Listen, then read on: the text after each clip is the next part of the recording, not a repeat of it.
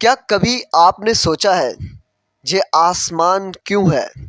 یہ ستارے، یہ چاند، یہ سورج آخر کہاں سے آئے؟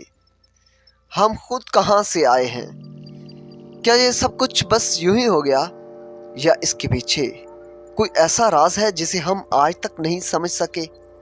دوستو، آج میں آپ کے ساتھ وہ حقیقت شیئر کرنے جا رہا ہوں جو آپ کو حیران کر دے گی۔ ایسی حقیقت جو سائنس آج سمجھنے کی کوشش کر رہی ہے، اور جس کا ذکر قرآن نے 1400 سال پہلے کر دیا تھا۔ آپ یہ ویڈیو آخر تک دیکھیں کیونکہ شاید یہ آپ کی سوچ بدل دے۔ قرآن کہتا ہے، کیا وہ لوگ نہیں دیکھتے کہ آسمان اور زمین جڑے ہوئے تھے، پھر ہم نے ان کو الگ کر دیا؟ دوستو، یہی بات آج سائنس بگ بینگ تھیوری کے نام سے بیان کرتی ہے۔ سائنسدان کہتے ہیں کہ پوری کائنات ایک چھوٹے سے نقطے میں قید تھی، پھر اچانک ایک دھماکہ ہوا اور کائنات وجود میں آ گئی۔ ستارے، سیارے، کہکشائیں سب اسی سے بنے۔ حیران کن بات یہ ہے کہ قرآن نے یہ حقیقت اس دور میں بیان کر دی تھی جب لوگ یہ بھی نہیں جانتے تھے کہ زمین گول ہے یا چپٹی۔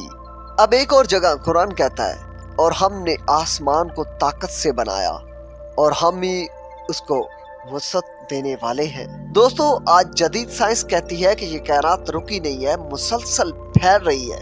یہ بات ہبل ٹیلیسکوپ نے ثابت کی اور جیمز ویب ٹیلیسکوپ نے اس کو مزید واضح کر دیا۔ کیا آپ سوچ سکتے ہیں، ایک کتاب جو صدیوں پہلے نازل ہوئی، اس نے وہ حقیقت بتا دی جسے سائنس نے ابھی حالیہ زمانے میں دریافت کیا ہے؟ جبکہ قرآن بار بار کہتا ہے، ہم نے 7 آسمان بنائے۔ کیا یہ صرف آسمان کی تہ ہے یا اس کے پیچھے کوئی اور راز ہے؟ سائنس ہمیں بتاتی ہے کہ زمین کے اوپر کئی لیئرز ہیں، لیکن ماڈرن فزکس کچھ اور کہتی ہے۔ وہ کہتی ہے کہ شاید اس کائنات کے اندر اور بھی ڈیمینشنز ہیں۔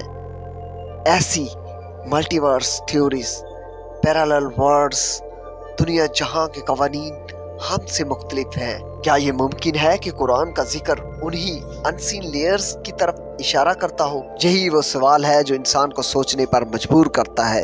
اگر ہم انسان کی تخلیق پر غور کریں تو ہم دیکھتے ہیں کہ قرآن کہتا ہے، ہم نے انسان کو مٹی کے عرق سے پیدا کیا، پھر نطفے سے، پھر ایک لوتھڑے سے، پھر ہڈیوں اور گوشت سے، اور پھر ہم نے اس میں روح پھونکی۔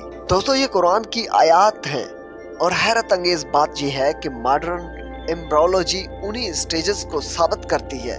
یہ کیسے ممکن ہے؟ 1400 سال پہلے ایک صحرا میں بغیر کسی مائکروسکوپ یا سائنس لیب کے یہ حقیقت کس طرح بتائی جا سکتی؟ قرآن کہتا ہے کہ اللہ نے جن کو آگ کی لپٹ سے پیدا کیا اور فرشتوں کو نور سے۔ آج کی سائنس کہتی ہے اس کائنات میں ڈارک میٹر اور ڈارک انرجی ہے، ایسی چیزیں جو ہم نہیں دیکھ سکتے، لیکن وہ اس کائنات کا 95% حصہ ہے۔ کیا یہ وہی انسین ورلڈ ہے جسے قرآن عالم الغیب کہتا ہے؟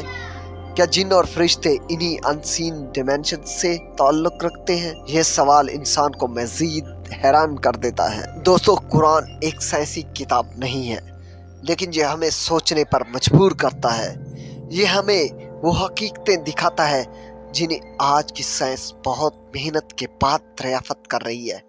سوچیں، کیا یہ سب محض اتفاق ہے، یا واقعہ قرآن وہ کتاب ہے جو پوری کائنات کا راز اپنے اندر چھپائے ہوئے ہے؟